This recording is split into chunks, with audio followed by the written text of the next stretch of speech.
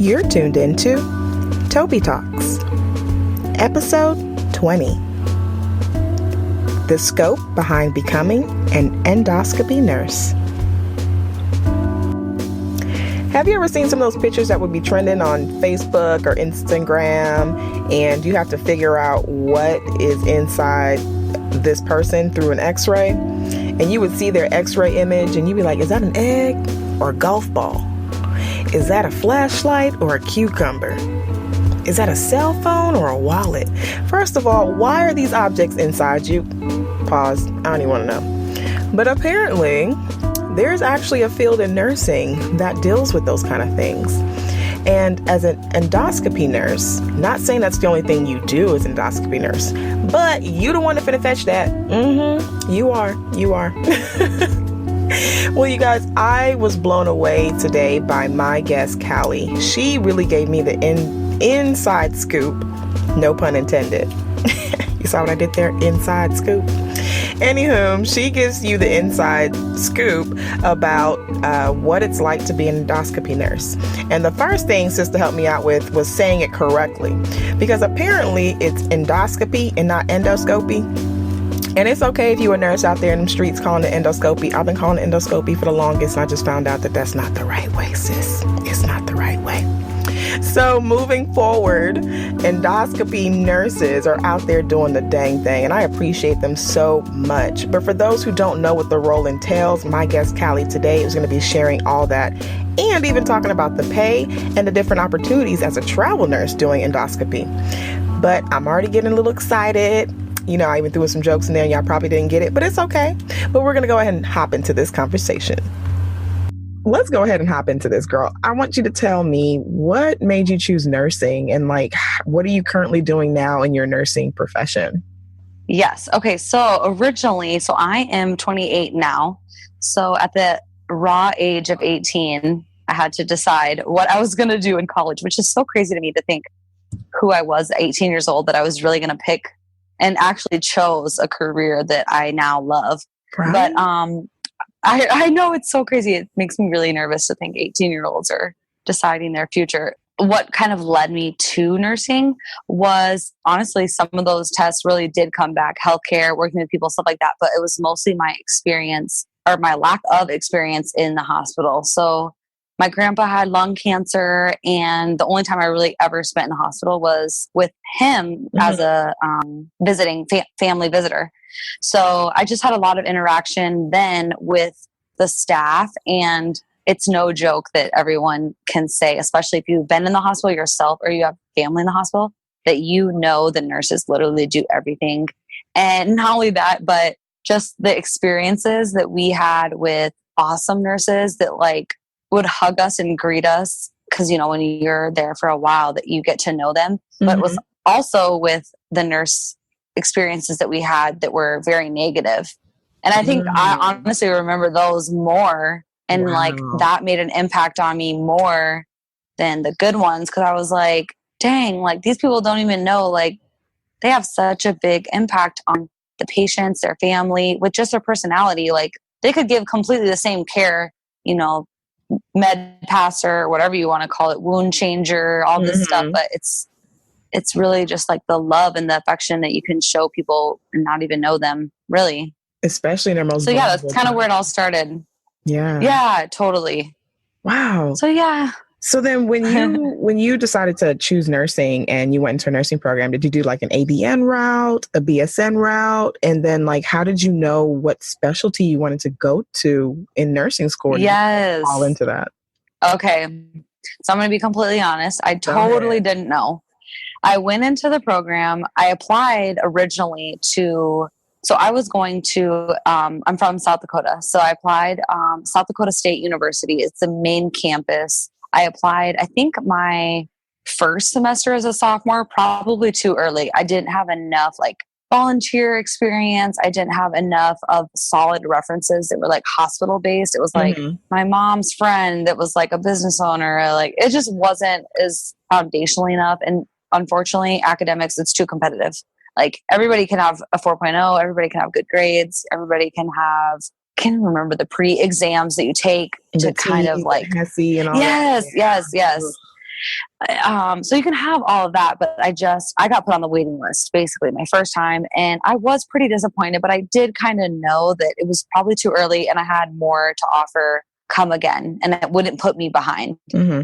So I applied to the next semester. I kind of got my stuff together. I was researching a little bit more. I was like, what do you do to get accepted into nursing school? Like, I didn't have a lot of medical people to like give me that information. Yes, I had my counselor and my just advocates that I could seek in school, but no one like outside of school that I could get information from. So I really just had to find stuff online. I watched a lot of YouTube stuff. So yeah, I applied again and I got accepted into a traditional program where it wasn't a fast pace. It was just a BSN program. And although it did feel like it was very fast paced, but we went straight through. So we didn't have summers off. So finished in, gosh, was it 4 semesters after I already did my prereqs? I think it was five semesters, and we went straight through. So it was really cool in the sense of you never really forgot anything. Like you knew your crew, like your group so well, your teachers, your professors, your people you worked with in the hospital so well. Like you could really figure out what you could remember semester to semester, what I didn't like about this clinical, what I did like. It was just, I would totally recommend if someone wanted to, you know, they didn't already have a bachelorette degree, because I know you can do the advanced program if you already have a bachelor. But if you don't, if they offer, you know, the quicker program, but it's not per semester, you don't do more work in a particular semester. You just don't take semesters off in the summer. Okay. So yeah, it was something they offered. Yep. Okay. Wow. So yeah. How was your first years coming into nursing? Like, did you go straight into the field? What field are you currently working in now? Let me ask you that. So I'm currently in endoscopy, which I didn't even know what endoscopy was. Actually, what everybody says endoscopy or endoscopy. Yep, I am. In reference all the time. I'm a nurse. You need to go to endoscopy. Yeah, right. Seriously. And I mean, who's to really say the true pronunciation? But that's what the professionals, they do refer to it as. But so yeah, I had no idea what it was when I was even in school. I mean, yes, we referred to GI and things like that in the text, but we didn't really get into like endoscopy, clinicals or things like that. So it just really was pretty foreign to me. So right out of school, I did what everyone told me. I went to like a med surge type of floor. It was just orthoneural, but it was very, very similar to med surge. And honestly, as much as I thought everyone can really do what they want, what they're comfortable with. Looking back now, I'm so glad I did it. Like whether it was even oncology or just like a floor-based type of learning. I mean, you just get the empathy and the understanding and just like the overall care of the patient from literally day to day, or sometimes they're there for weeks at a time. It just puts things in a whole different perspective that I think you just need, like as a care provider. Getting your initial hands-on skills. Is that what I'm hearing? Exactly. Okay. Yeah, exactly. Wow. So then how long did it take you before you went into endoscopy? Like, did you knew right away that that's what I wanted to do, or you just happened to see it when you were working the med surg? And you're like, no. Yeah. So actually, my interest came because I did see a lot, orthoneural, you see a lot of surgical patients. So I would see a lot of hips and knees and accidents, motorcycle, car, just a lot of post-procedural care. And not the immediate care, not like PACU, but obviously once they are admitted back to the unit. So I kind of had an interest, like, well, what's going on? Like, what was the patient even like before they were even here? Like when they were on the floor, what were they even like? And so I kind of got that interest in wanting to know a little bit more of the behind the scenes stuff. So I went and circulated OR. And I really thought it was really fun and really interesting, which I still have interest for it. And there's times where I think, well, maybe I do want to go through the training because it is very detailed to you have to, a lot of places it's 12 months to really get the true training to be an OR nurse. Yeah. But my thing was I had literally no interaction with patients whatsoever. I mean, they were sedated immediately. So, and they were sedated as soon as they left our unit. We would put them into PACU or we'd get them from pre-op and they would be literally awake for like 1.5 seconds. So, and it wasn't even to who they are as in their normal self. Mm-hmm. So that really drew my attention away from wanting to do OR at that time. So I was told by actually a nurse anesthetist that gastroenterology, if I did endoscopy, I would have the ability to do pre-op, intra-op, and post-op, which is different at a lot of hospitals. Some hospitals, endoscopy nurses are only in the room, which the unit I'm on right now, I'm only in the room. But since I'm like kind of trained in pre-op and post-op, I kind of go all over the place. Mm-hmm. But the true endoscopy nurse is really only in the room assisting the doctor. So yeah, that was really kind of what led me to find endoscopy. Wow. So tell me, what does your role entail? Like, what do you do as an as an endo nurse? What is it that you specifically do? And kind of like walk us through that. Yeah. So like I said, a typical place, especially if you work in an outpatient center, I worked in hospital settings. So it's outpatient and inpatient care. So you take care of people that are scheduled and obviously emergent situations or just hospitalized patients that need most that we do are endoscopies, which is upper scope, where we look down the esophagus to the stomach to the small bowel. Mm-hmm.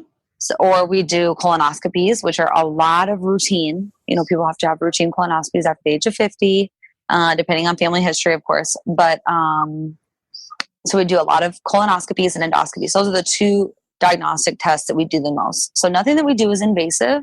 It's all scoping that is basically, it's non-sterile. Like it doesn't actually do anything invasive except when we do peg insertions. Mm-hmm. We're inserting pegs or feeding tubes. A lot of nursing home patients, when they get pegs inserted, that is one invasive thing that we do. Otherwise, like colorectal surgeries, resections, things like that goes to OR. Those go to the surgeons and that goes to the actual OR itself.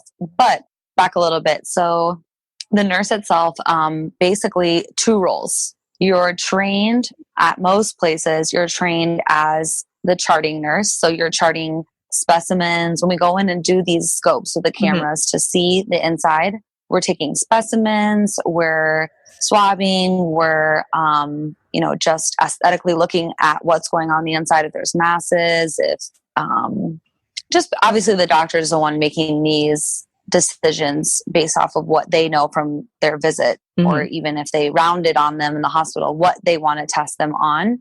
So the nurse's job is to basically be the hands of the doctor because he's holding the scope. Okay. So he's the one holding the scope, watching the camera, maneuvering, and we're the one that either assist with dilating or removing food boluses or, girl, we've done so many crazy things. We could have a whole separate podcast about crazy things we've removed from people. I'm talking colonoscopies where we're full cucumbers, a full cucumber. Not kidding. Like people are very creative. It's like just a whole cucumber. No. Wow. Like push it in there themselves. Yeah. Crazy things. Oh. So, yeah. Yep. Listen, I'm telling you, we could have a whole nother situation story. So y'all are the doctors maneuvering the scope, and then y'all are like helping them remove things or document what they're finding. Okay, exactly. Documenting, obviously, the patient's condition, everything from their vitals to. So not all units do you sedate, but some units we do the moderate sedation. So usually fentanyl and Versed will sedate the patient, but a lot of outpatient centers they're doing propofol. So that's under a nurse anesthetist. So it's kind of nice to have a nurse anesthetist in the room because we're very then focused on literally just assisting the doctor and labeling specimens and, making sure the rooms are turned over and doing all the documenting and charting in the computer. And the CRNA is more focused on the patient's actual condition, like if Mm-hmm. their respirators go down or if their pressures go up or, they need more fluid, those things is focused on the CRNA. So when there isn't one of them in the room, we're doing kind of everything. We're doing the sedation, the monitoring, and the charting, labeling. And if there is a tech in the room, which is an endoscopy tech, they are specialized endoscopy techs. They're the ones that will be assisting the doctor. But the nurse is typically trained to do both, to do the endoscopy tech's position and the RN circulating position of charting and everything. So wow. it So can what really is one of change. your what is one of your challenges in this role? Like it seems like it keeps you very it keeps you moving a lot because you're helping the doctor. So what challenges do you face in this role sometimes? Honestly, so I've been in endoscopy for almost 2 years now. So for me, I feel like after you do it a year, like I really was eager to learn. I wanted to be good. I wanted them to when they want you in the room, doctors don't care about like if they hurt someone's feelings per se, like if they'll say like, oh, I want this person in the room, or they'll say that. They won't necessarily say I don't want this person in the room, but you just want to be, and I want to be helpful to my employees. I want to be, obviously the more educated you are and trained you are, the safer the patient can be. Mm-hmm. So I was really eager to learn a lot of the anatomy and just like the testing and the equipment and all those things. So I think that is a challenge. I mean, it is a specialty. So you get out of nursing school and it's really just completely being retrained. I mean, This stuff isn't stuff you learn in nursing school. You know what I mean? Obviously, what do you do if you have to get a crash card or like those type of things? Mm-hmm. How you interact with people, like how you use multidisciplinaries, like all that different stuff. Yes, you do learn that in nursing school, but down to like the specialty of it, that can be challenging. So especially when you're using a device you've never were taught to use in school. So did you have to understand the device and how it works? Because I know those scopes are very expensive. Oh my gosh. It's like $80,000 for one scope. I know. And it's like you have to handle care. You have to understand how it works. Yeah. So you didn't really learn all that. And the only reason why I know is because I do quality for the hospital. So those are areas that I have to be, I have to pay attention to make sure, we don't have any infection control issues. When it's my gosh. That's literally all I hear. We talk about infection control. Yeah, right. No, it's good though, because I've heard bad stories of very, very small steps being missed and can produce bad outcomes. So bad outcomes. But yeah, that's definitely the most challenging. So the most challenging part is just relearning of really like how to, do your role with the machine, with these different devices that you're using, understanding behaviors from, physicians that might want things done a certain way. So now you kind of sound like you got a good hands on that. So how long did it take you to train in this role? So they did require 12 weeks that we go under and be under a nurse at all times. We're never performing alone. So I felt like that was it was a little bit longer than I felt like I needed. Like I said, I did put some time like outside of work, just like reviewing books and stuff that they had, but it also included the 12 weeks of training also included, I believe it was 3 weeks of pre-op and then 6 weeks of, I can't remember the breakdown exactly, but the bulk of it was in the room. A little bit was pre-op and then post-op was 1 or 2 weeks. Did you have to already have experience as a nurse to go into the endo role, or was it kind of like an open for new grad too? As far as I'm familiar, I think you do have to have experience as a nurse. This position actually wanted endo experience. And I didn't have endo experience, but don't be discouraged when places say that if anyone's applying. If you're a veteran applicant, you know that doesn't always the case. But I applied anyway, knowing that I did not have endoscopy experience, and they still obviously hired me. But I do see, since I started becoming a travel nurse now, I have noticed a lot of places say, more so for full-time, obviously not as a traveler, but full-time positions will say, new grads welcome. Oh, that's good. So Yeah. So how long of experience did you have before you applied into the role for the first time? yes. So I worked as an ortho nurse for almost 2 years. I worked Okay. for about a year, and then I was on and off. I was traveling with my fiance for about, it was like 3 months on and then like 2 months off and 3 months on. So I was about 2 years. So not a lot. Oh, but I not, I mean, definitely did that's not good feel, though. That's good because, yeah. we go into those stereotypes that you have to be in like a bedside for 5 to 6 or 10 years before you can move Oh, into I know. specialty. So to hear that Oh you my didn't really gosh. stay that long is really good feedback.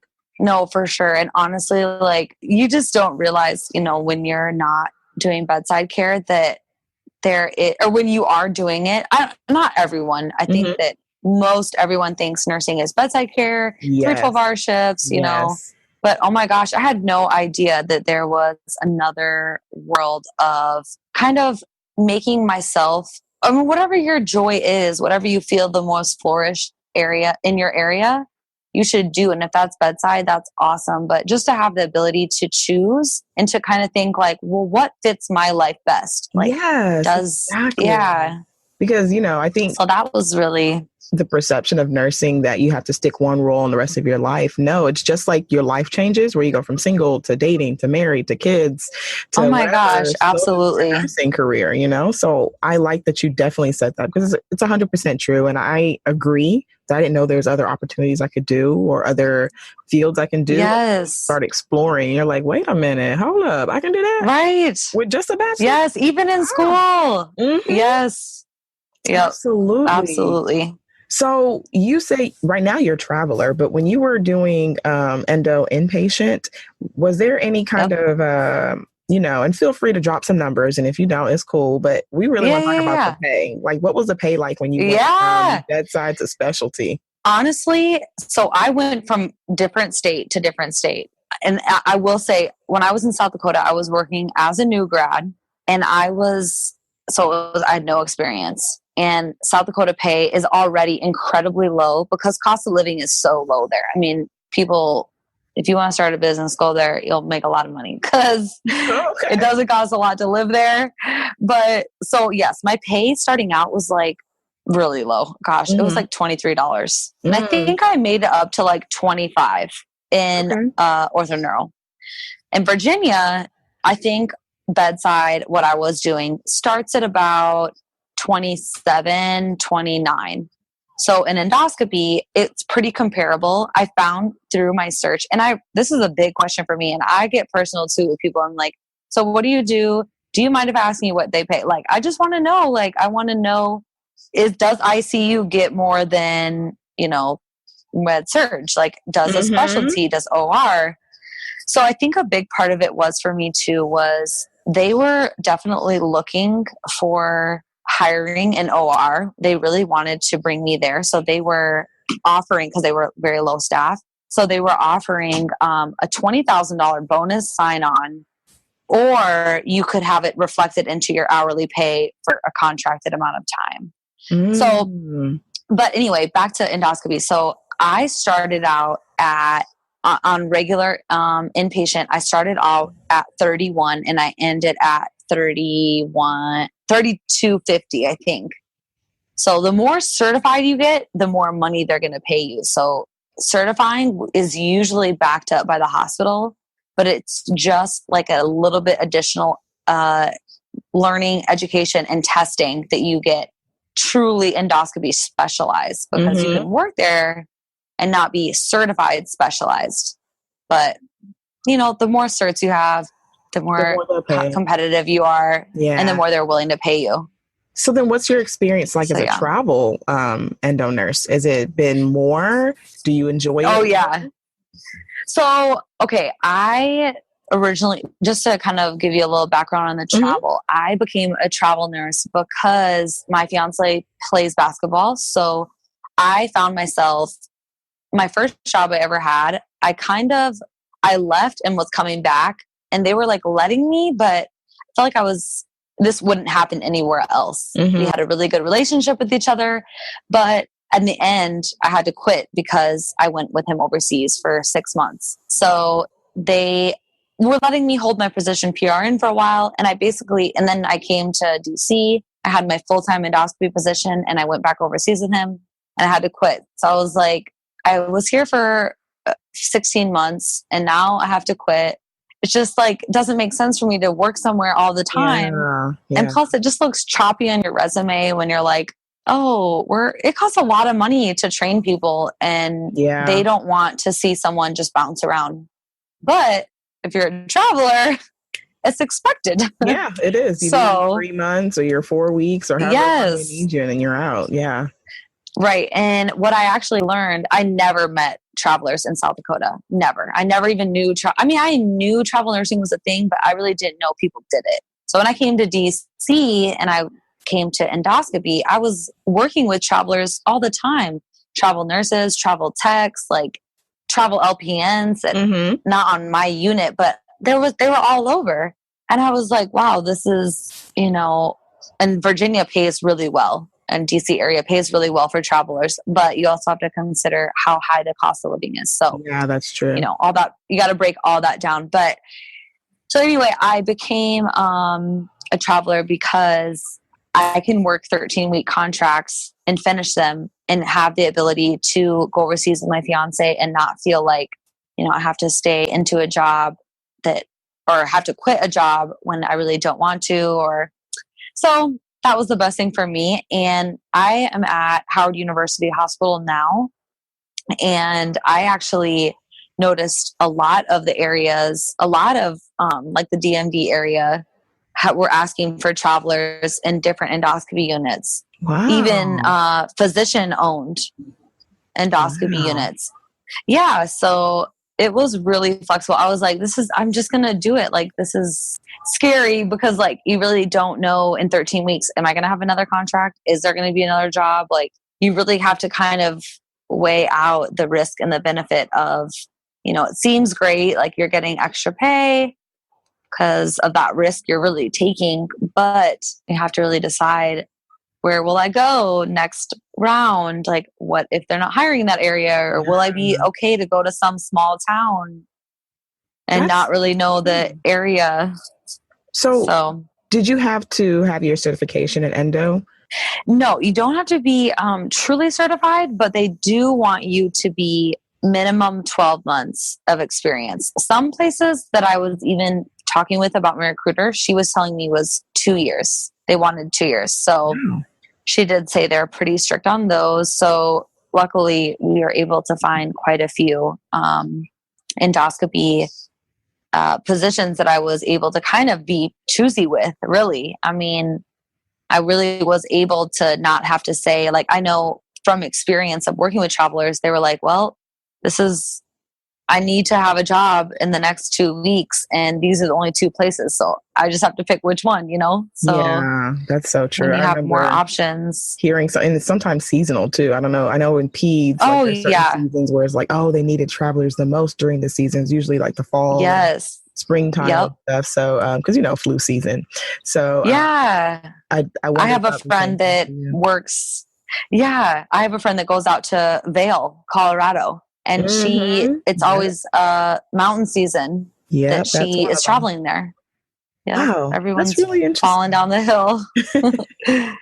Man, Calli, I'm just so in awe of what you do as an endo nurse. And I just love the fact that you've just taken so much time today, just kind of walk us through it and the things that we didn't know. So before we wrap up, I really want you to share something with me. If there was anyone who is interested in becoming an endo nurse, what advice would you give them? What steps would you tell them to take, or what kind of encouragement can you put to help them go into that field?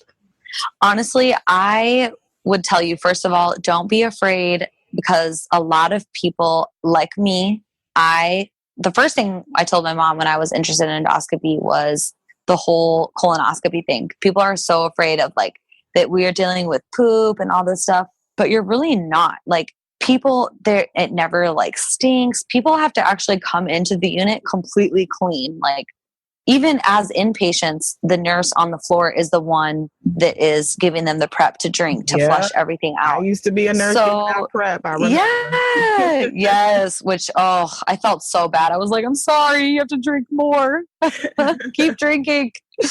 They're going to be mad at me if you don't finish. Exactly. But so first of all, let that go. Cause I'm telling you, like, no one likes to deal with that stuff. And even when we do have to deal with it, cause yes, you do have to deal with it. And even as a floor nurse, you have to deal with it way more. But anyway, it's not all that, just like stool and stuff like that. Mm-hmm. But I would give you the most advice I would say to someone is get in the room. If you can talk to either a nurse educator or your manager, if they'll let you come in and have a round and just kind of see the pace, see the type of interaction that we have, talk to the nurses, see how they vibe together, because that was a really big thing for me when I was in OR, when I was doing the OR circulation.